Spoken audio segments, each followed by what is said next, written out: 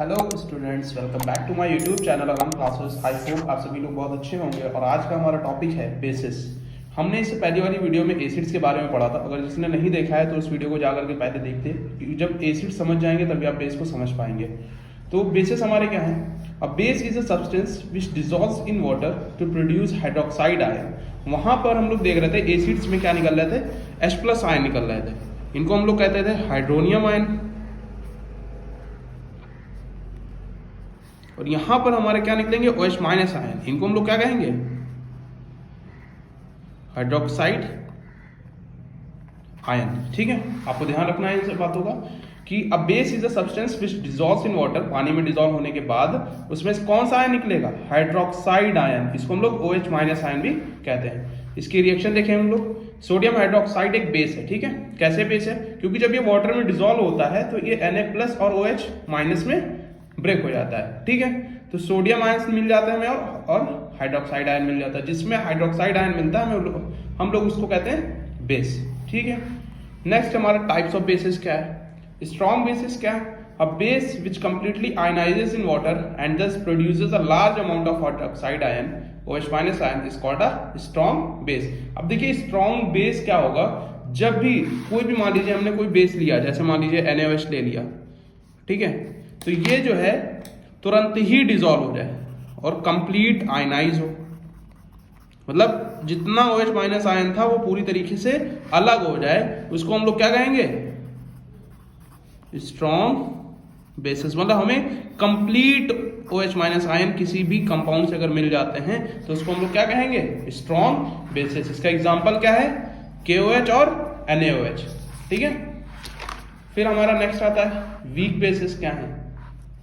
देखिए, a base which is partially ionised in water and thus produces a small amount of hydroxide ions OH- ion is called a weak base. अब देखिए ये incomplete या फिर partially कह सकते हैं आप। पार्शियली को क्या कहते हैं हम लोग, इनकम्प्लीट।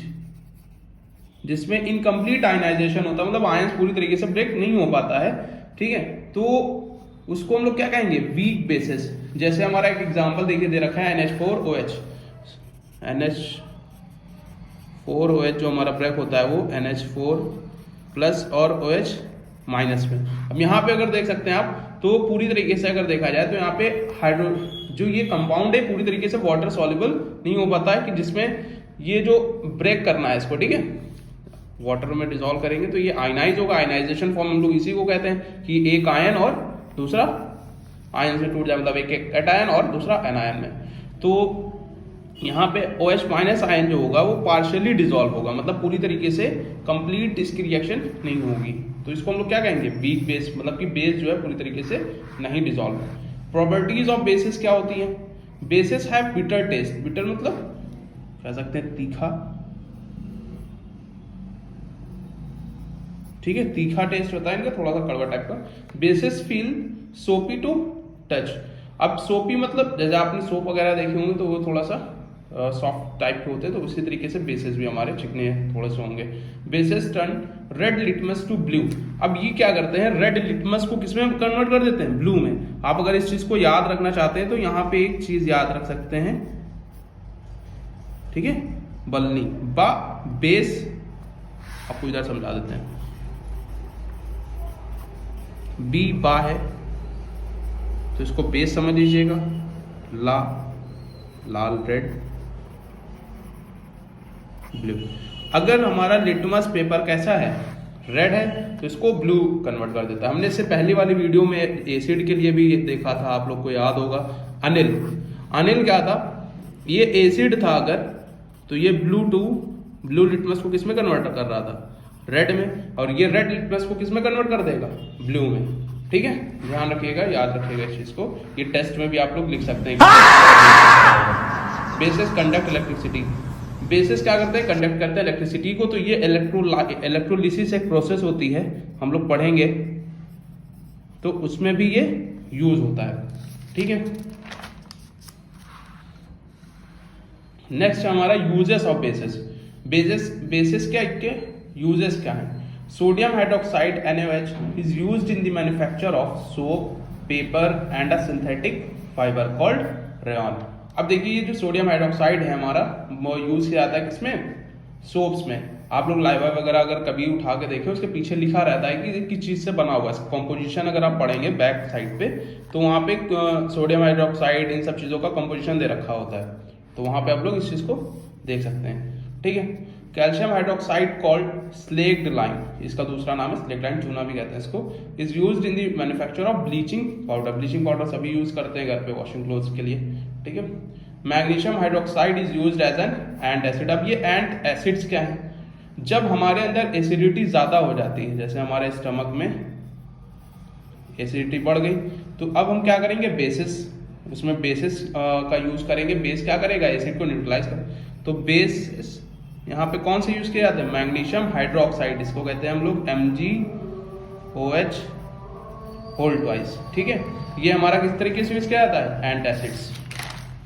फिर है नेक्स्ट हमारा strength of acid and bases solution pH scale. अब पीएच स्केल के बारे में हम लोग पढ़ेंगे कि पीएच स्केल क्या होती है। ठीक है, in 1909 Sorensen devised a scale known as pH scale. Sorensen एक साइंटिस्ट थे और 1909 में उन्होंने एक एक स्केल बना दी, पीएच स्केल। ठीक है, जो किसके ऊपर थी, स्ट्रेंथ ऑफ एसिड और बेस के ऊपर, on which the strength of acid solution as well as basic solutions could be represented by making use of the hydrogen ions. अगर एसिड होगा तो हाइड्रोजन आयंस कंसंट्रेशन की बात ही होगी यहाँ पे। ठीक है, इन द 0 to 14 इसमें मार्क होता है, 0 to 14। ठीक है, अब ये मेन डिफिनेशन है, आपको जो लिख करके भी आनी है। The pH of a solution is inversely proportional to the concentration of hydrogen ions in it. अब देखिए यहाँ पे इनवर्सली प्रोपोर्शनल, डायरेक्टली प्रोपोर्शनल का पहले मतलब हम समझा देते हैं। इनवर्स मतलब होता है उल्टा, ठीक है, डायरेक्ट मतलब कह सकते हो सीधा, यस ये बिल्कुल डायरेक्ट रिलेशन है उनका। ठीक, अब जैसे हमने यहाँ पे लिख दिया pH is inversely proportional to या inversely proportional to hydrogen ions, तो अब इसका ये मतलब है कि जब पीएच स्केल बढ़ेगी, कब ये पीएच स्केल कब बढ़ेगी, जब हाइड्रोजन आयन कंसंट्रेशन कम होगा। बात ध्यान रखिएगा, जब हाइड्रोजन आयन कंसंट्रेशन किसी भी कंपाउंड का कम होगा तो उसकी पीएच स्केल ज्यादा होगी। ठीक है, अगर यहीं पे अगर पीएच स्केल किसी की कम है तो हाइड्रोजन आयन कंसंट्रेशन ज्यादा होगा। ठीक है, इसको हम लोग कहते हैं इनवर्स रिलेशन, मतलब एक बढ़ाओ दूसरा घटेगा। अब डायरेक्ट रिलेशन की अगर हम लोग बात करें तो कोई भी एक चीज बढ़ाने पे दूसरी भी बढ़ जाए। ठीक है, जैसे कि हम लोग देख सकते हैं कि वर्क कब ज्यादा होगा, जब फोर्स ज्यादा होगी, जब आप ज्यादा ताकत लगाएं तो काम ज्यादा होगा, तो ये डायरेक्ट रिलेशन हो गया। ठीक है, ध्यान रखिएगा पीएच स्केल के बारे में। पीएच स्केल क्या है, इसको हम लोग ये पूरी पीएच स्केल बनी हुई है, वहां से 1 2 3 4 5 के मार्क्स हैं, यहाँ तक 14 तक। अब यहाँ पे 1 से लेकर के 7 से पहले तक, मतलब 7 नहीं इंक्लूडेड है, हम पहले बता दें आपको, लेस देन 7। ठीक है, लेस देन 7 क्या होगा, एसिडिक होगा, और ग्रेटर देन 7 होगा तो अल्कलाइन या फिर बेसिक कह सकते हैं आप। ठीक है, पीएच अगर इक्वल टू 7 है किसी भी केमिकल कंपाउंड की तो वो न्यूट्रल है। ठीक, तो इसको हम लोग देख सकते हैं कि 1 से लेकर के 3 तक हमारे क्या होते हैं, स्ट्रॉन्ग एसिड होते हैं, क्योंकि इनमें हाइड्रोजन आयन कंसंट्रेशन ज्यादा होगी। हमने बताया था अभी कि जिसमें हाइड्रोजन आयन कंसंट्रेशन ज्यादा होगी उसकी पीएच स्केल कम होगी। कम होने के मतलब ये है कि 1 to 3 तक या फिर इस तरीके से होगी। कम होने का मतलब समझ रहे होंगे 1 to 3 पे।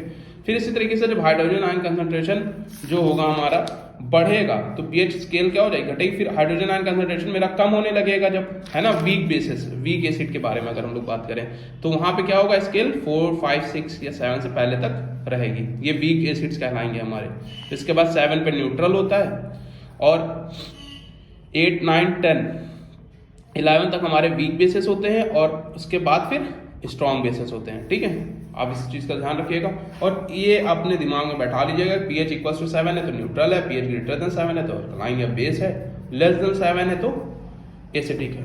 अब हमारा लास्ट टॉपिक है जो यूनिवर्सल इंडिकेटर। ठीक है, ये यूनिवर्सल इंडिकेटर क्या होते हैं, it is a mixture of several organic types, बहुत सारे ऑर्गेनिक टाइप्स से मिलकर के बनता है क्या, universal indicator. It is not only tells whether the given solution is acidic और अल्कलाइन या फिर बेसिक भी कह सकते हैं, but predicts the strength of the given solution। अब predict the strength of given solution मतलब कि जैसे ये सिर्फ यूनिवर्सल इंडिकेटर सिर्फ यही नहीं बताता है कि ये सॉल्यूशन जो है या फिर जो भी कंपाउंड है ये एसिडिक है या बेसिक है, इसके अलावा उसकी स्ट्रेंथ तक भी बता देता है कि मतलब पर्टिकुलर कंपाउंड हमारा स्ट्रॉन्ग एसिड है या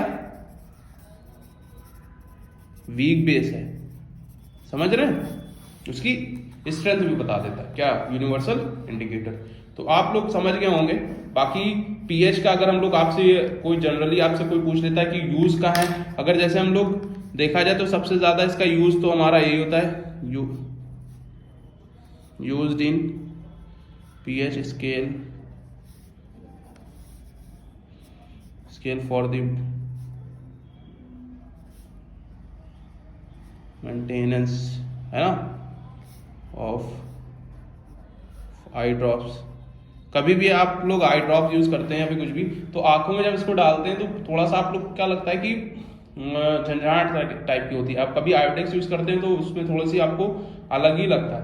क्यों ऐसा यूज होता है? क्यों होता है? क्योंकि उसकी पीएच जो होती है हमारी जो बॉडी की पीएच है उससे ज्यादा होती है। समझ रहे हैं? इस वजह से हमें कोई भी चीज क्या लगती है, थोड़ा सा जलन सी लगेगी या फिर कुछ थोड़ा सा इरिटेशन कॉज होता है हमें। ठीक है, तो पीएच हमारा किस काम में आता है? किसी भी चीज को बनाने से पहले, कोई भी दवा भी बनाते हैं हम लोग या फिर कोई भी मेडिसिन प्रिपेयर करते हैं तो उसमें हम लोग पीएच का भी ध्यान रखते हैं। ठीक है, आई ड्रॉप बनानी है भी, नहीं कि उसका पीएच बहुत ज्यादा हो जाए कि आंख पे ही इफेक्ट पड़ जाए हमारे। ठीक है, या नोज ड्रॉप या नेजल ड्रॉप्स बनानी है, कुछ इसी तरीके से टूथपेस्ट भी हमारे जो बनते हैं उनकी भी पीएच मेंटेन कर रखी जाती है कि हमारे मतलब दांतों की पीएच से ही मतलब मिलता जुलता हो या थोड़ा बहुत ऊपर नीचे हो।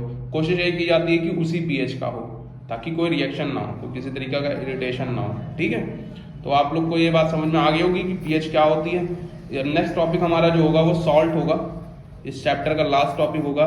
इसके बाद हम लोग मैथ भी पढ़ेंगे, मैथ में जो टॉपिक्स हैं वो स्टार्ट करेंगे। ठीक है, थैंक यू।